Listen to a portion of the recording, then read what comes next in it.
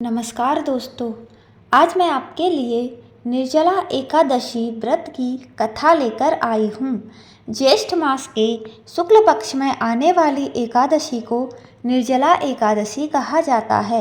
यह एकादशी सभी एकादशियों में बड़ी मानी जाती है। इस व्रत की महिमा बहुत ही ज़्यादा मानी गई है।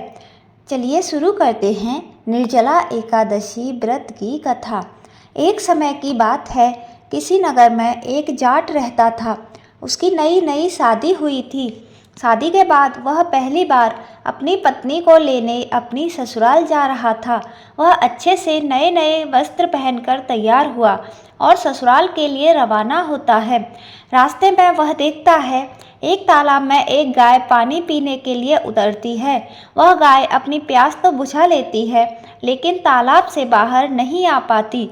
जाट को देखते ही वह उसे आवाज़ लगाती है, अरे मुसाफिर, मुझे इस दलदल से बाहर निकाल दो।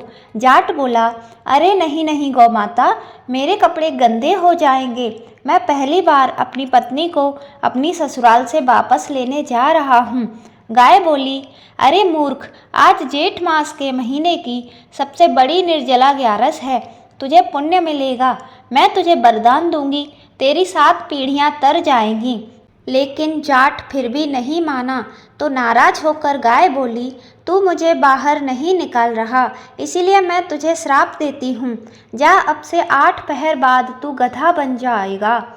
ये सुनते ही जाट डर गया और गाय से माफ़ी मांगने लगा, लेकिन तब तक गाय तालाब में पूरी तरह डूब चुकी थी। वो उदास हो गया और उदास मन से ही अपने ससुराल पहुंचा। नए नए जवाई को देखकर ससुराल में सभी बहुत खुश हुए, लेकिन वहां पहुंचते ही जाट ने रट पकड़ ली, मेरी पत्नी को विदा कर दो, हमें घर जाना है, हमें अभी जाना है। सभी ने बहुत मिन्नतें करी, एक दिन तो रुक जाओ, लेकिन जाट नहीं माना। तब उसकी पत्नी बोली, सब इतना कह रहे हैं तो आप एक दिन रुक क्यों नहीं जाते। तब जाट ने अपनी पत्नी को गाय के द्वारा दिए गए श्राप की सारी कहानी बता दी। श्राप की बात पता चलते ही उसकी पत्नी उसके साथ घर वापस आ गई। 8 पहर पूरे होते ही जाट गधा बन गया। उसकी पत्नी उसे घर में लेकर बैठी रही।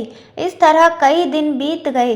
जब घर में अन्न धन कुछ भी नहीं बचा तो उसकी पत्नी उससे बोली, मैं आपको लेकर मजदूरी करने चलती हूँ। वह दोनों नगर के राजा के यहाँ मजदूरी करने पहुँचते हैं। राजा के यहाँ कुएं की खुदाई का काम चल रहा था। उसकी पत्नी अपने सिर पर मिट्टी रखकर काम करने लगी। बाकी मजदूर उसे देखकर बोले, अरे बहन, तेरे पास तो ये गधा है, तो तू अपने सिर पर बोझा क्यों ढोती है, इस गधे पर बोझ क्यों नहीं उठा ढोती। वह कुछ नहीं बोली। दूर से राजा भी यह सब देख रहा था। एक दिन राजा ने उससे पूछा, तुम्हारे पास गधा है तो तुम बोझ क्यों उठाती हो। तब वह बोली, महाराज, यह कोई गधा नहीं, यह मेरे पति हैं, इन्हें श्राप लगा हुआ है। उसने राजा को श्राप वाली सारी बात बता दी। तब राजा ने पंडितों को बुलवाकर इसका हल पूछा, तो पंडित बोले, राजा जी, इस परेशानी का एक ही हल है। जिस व्यक्ति ने अपने जीवन काल में 101 ग्यारस करी हों तो उनका फल वह इस गधे को दान दे दे तो यह मानव बन सकता है। राजा ने पूरी नगरी में ऐलान करवा दिया कि जिसने भी 101 ग्यारस करी है, अगर वह ग्यारस का फल इस गधे को दे दे तो राजा उसे अपना आधा राज्य दे देंगे। लेकिन पूरी नगरी में कोई भी ऐसा नहीं था जिसने 101 ग्यारस करी हों। किसी ने 10 करी थी, किसी ने 12, किसी ने 20, किसी ने 40। तब वहाँ एक बूढ़ी माई आई और बोली, राजा जी, मैंने पूरी 101 ग्यारस करी हैं। राजा बोला, तुम अपनी ग्यारस का फल इस गधे को दे दो तो मैं तुम्हें मुँह मांगा वरदान दूंगी। तब बूढ़ी माई बोली, महाराज, मैं धन लेकर क्या करूंगी, मैं आज हूँ तो कल नहीं। मैं इस गधे को अपनी ग्यारस का फल देने को तैयार हूँ, लेकिन एक निर्जला एकादशी को मैं अपने पास रखूंगी।